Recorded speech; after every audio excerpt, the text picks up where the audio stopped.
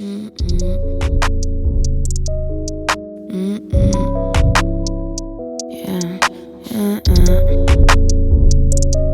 I'm getting paid. 3-5 in this blunt, yeah, I'm a face. Been thinking about copping a new place now. Maybe get a rave now. Feeling great. Ancestors be watching, so I'm safe. Got about 10 bands up in the safe. I can't let these bitches in my playground. My niggas don't play around. Anyways, lately I've been fucked up. I just gotta get some bands and run my bucks up.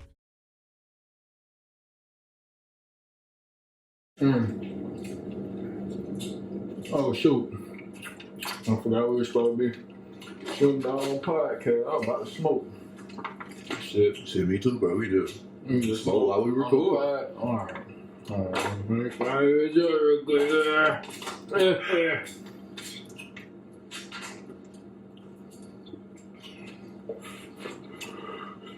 I mean, what you got on your feet today, bro? Oh, I got on shoes too. Nah, I'm just playing. But shit, I got on the goddamn Supreme Air Max 98s, you know what I'm saying? Supreme You Air Max can't 98. get these if you can't get them. Bro, you like the only person I've seen with those, to be honest. Bro, yeah, man, because the Supreme Air Max 98s are rare. What was the journey like getting them on your hands? Like, what you had to go through to get those? Bro, I ain't gonna count, bro. I did something that I like really despise. Like, I'm actually against this, but I had to do it for these. I had to trade some shoes, bro. Cause I don't like getting rid of my shit. Like, once I get some shit, I like to keep it because I like my shoes. So I traded a pair of Fear Pack 3s, and I gave Buddy $200 on top for these.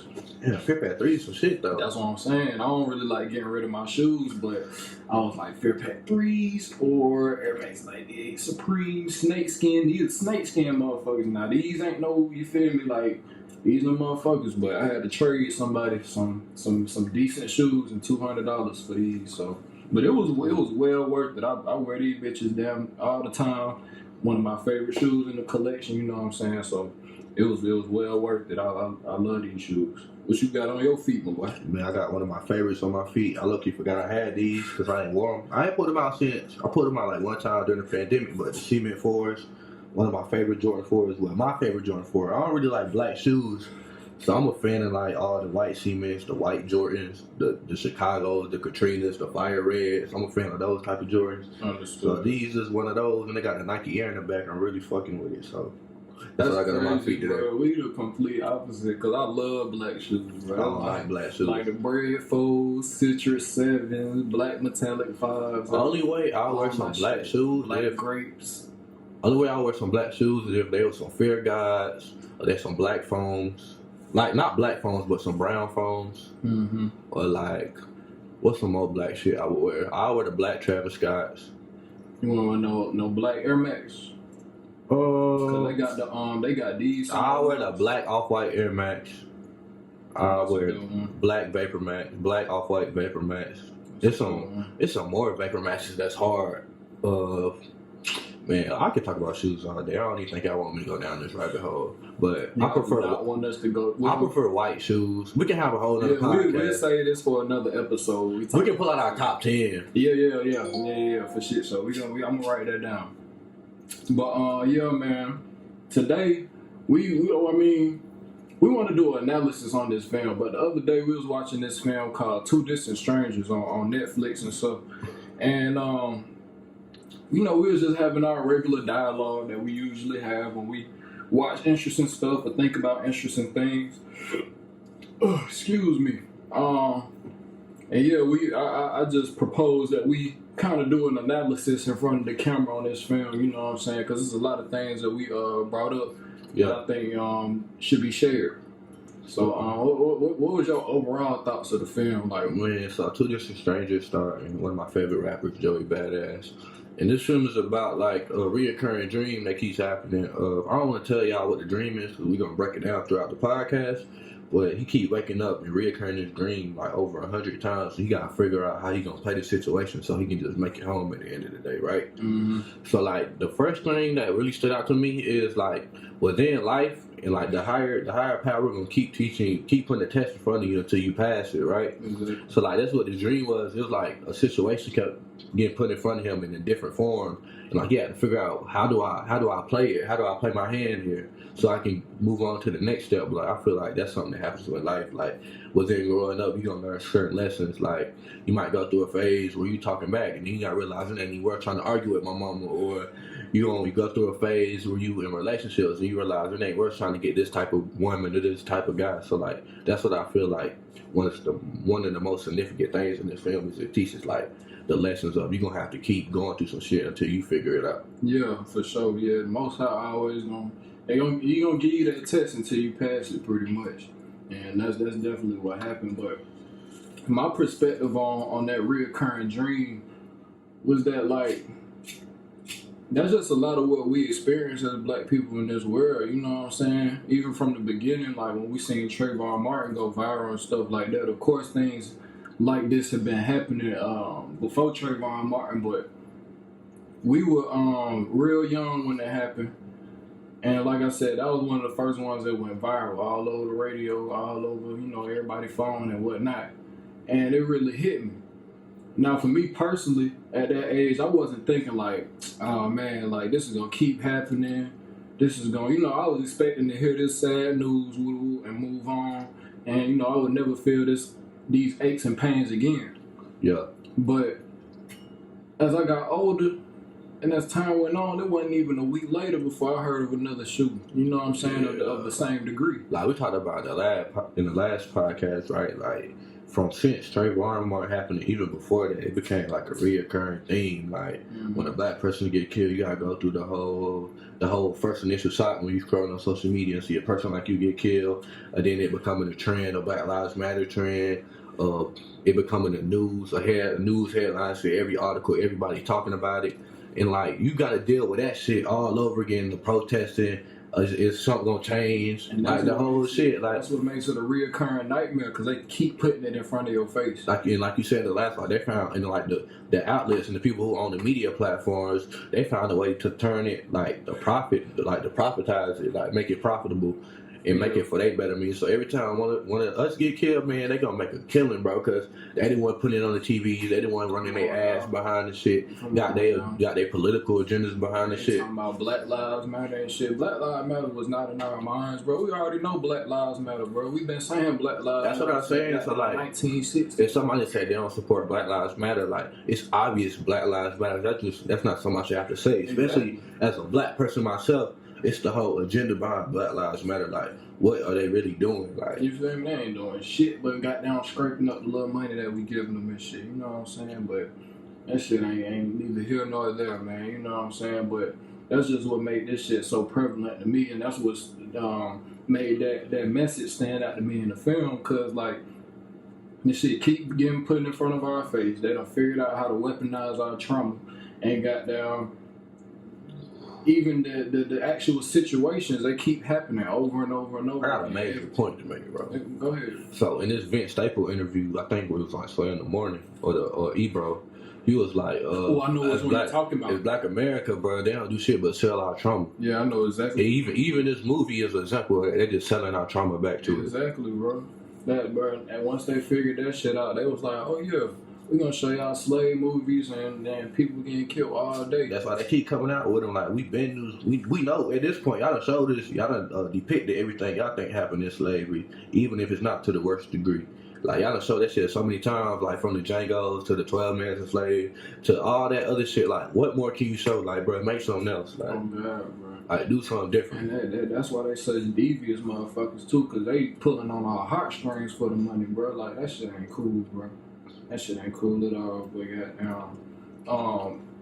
Another thing that I realized in the film was like, what we was talking about last time was like, bro, this shit could happen to any one of us. You know what I'm saying? Exactly. It's so like, relatable. Seeing that without any context, you would think like, oh, he must have got killed for a reason. You know what I'm saying? Like, you know what I'm saying? Like, whatever. You know what I'm saying? He was probably defending himself. You know what I'm saying? Woo.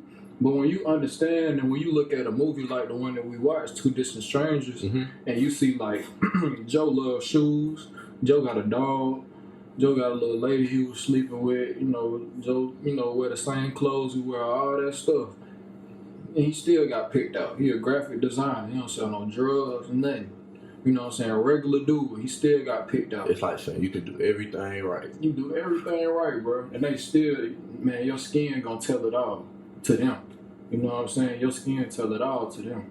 They don't know nothing else besides, oh, he a thug, he a criminal, you know what I'm saying? And you can't ever get past that. Exactly. That shit lame. You know what I'm saying? But that's something that stood out to me because, like I said, with no context, you'd think it was justified. But then you really look at the bigger picture, you like, bro, any one of us get picked out. Me, him, my homie, my homegirl, you know what I'm saying? Anybody.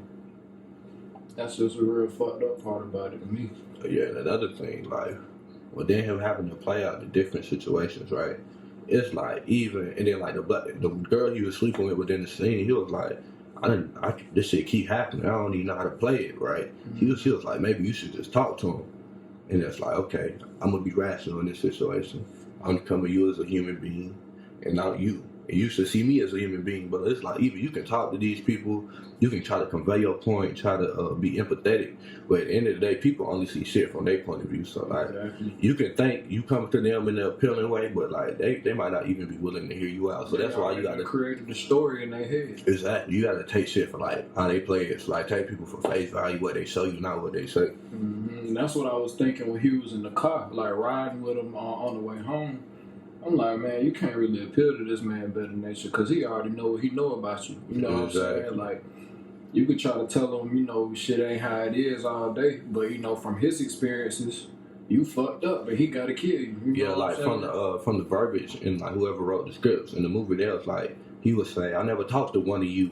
Mm-hmm. Like he don't even look at me as a human, like one of you, like I'm a different type of species or something. Like the only difference between me and you is the melanin in my skin. Exactly, and like that's another fucked up part about it, cause goddamn, like we not equal, but we is equal at the same time. You know what I'm saying? We not equal because we black people, we melanated people. That melanin content brings us higher brings us closer to the Most High. You know what I'm original saying? Man. We the original man. We the first ones to step foot on this earth. So that's what makes us different.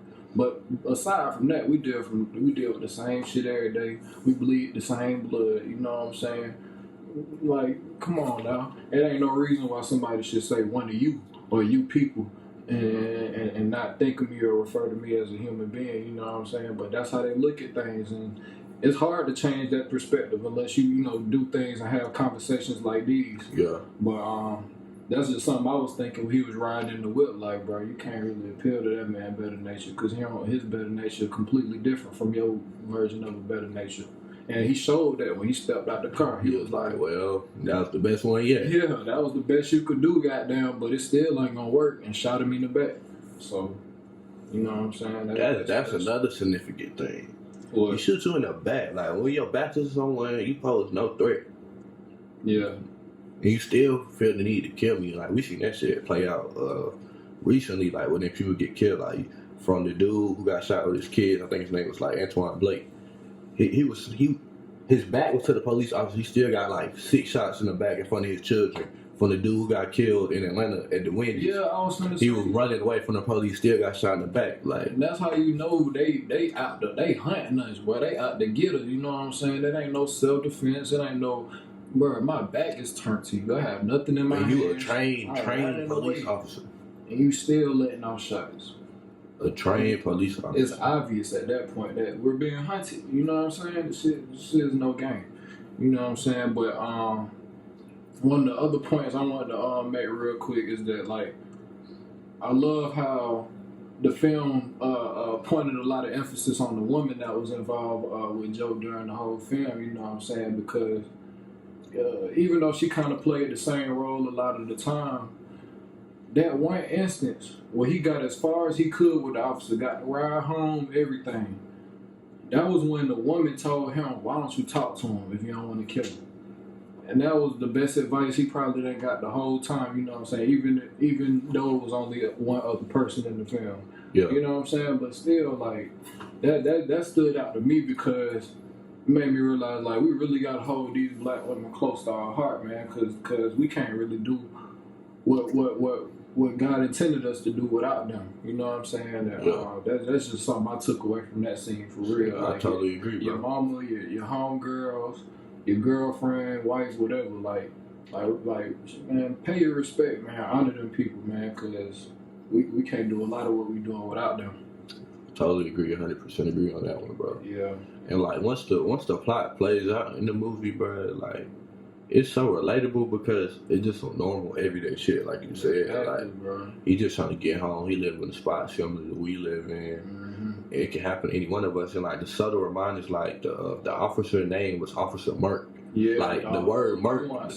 The word Merc in our community, like you just get flat out murder. Yeah, like, yeah. That's what it means. Like Merc is different from like Merc is like basically what I'm saying. Like I'm out to hunt you. Like I'm gonna murk you. Goddamn. Like that's some I'm coming looking for you type shit. That's like deep. That had Officer Merc. Exactly, bro. Like that shit was crazy. And then like even the part like, and this part right here is so crazy to me because this film was another sign to me that the essence and the energy of the motherland is calling us home, bro. Like when his blood spilled in the shape of Africa, like that was cool, and you could think like, oh, that was written in, but when he told like, bro, that shit did not happen on purpose. I watched that Smoke This interview. He was like that shit was not intentional.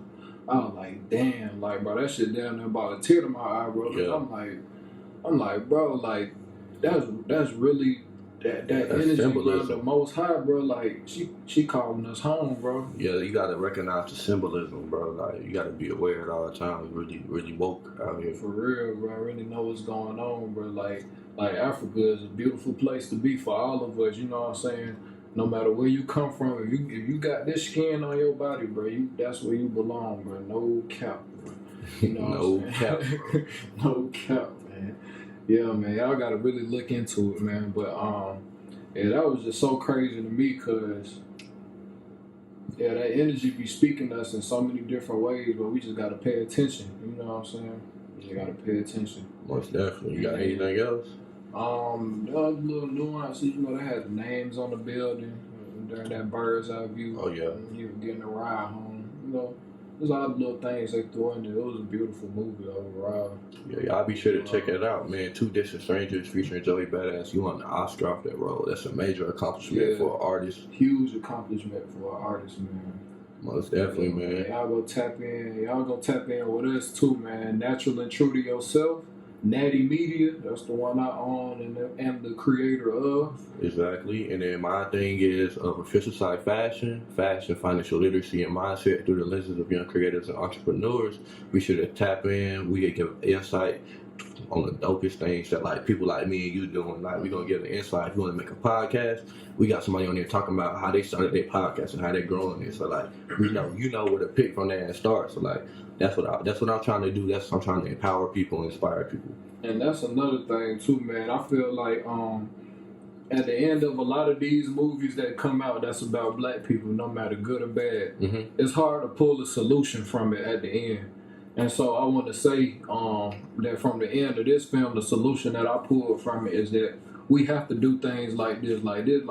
This is what the Most High intended us to be, you know what I'm saying, teachers and illuminators, you know what I'm saying? So we have to have conversations like these, and we have to have people who are willing to make movies like those, and we have to have people who talk about going back to Africa and who talking about growing your dreadlocks and appreciating your skin and appreciating the people around you, you know what I'm saying, because that's the solution. You know what I'm saying? There's not really no one set answer, you know what I'm saying? But you just got to know how to conduct yourself as a melanated person on this earth. You know what I'm saying? So if you just, pull little things like that from movies, no matter, like I said, good or bad, a little podcast like ours, no matter good or bad, you know what I'm saying? Like, you'll make it in this world.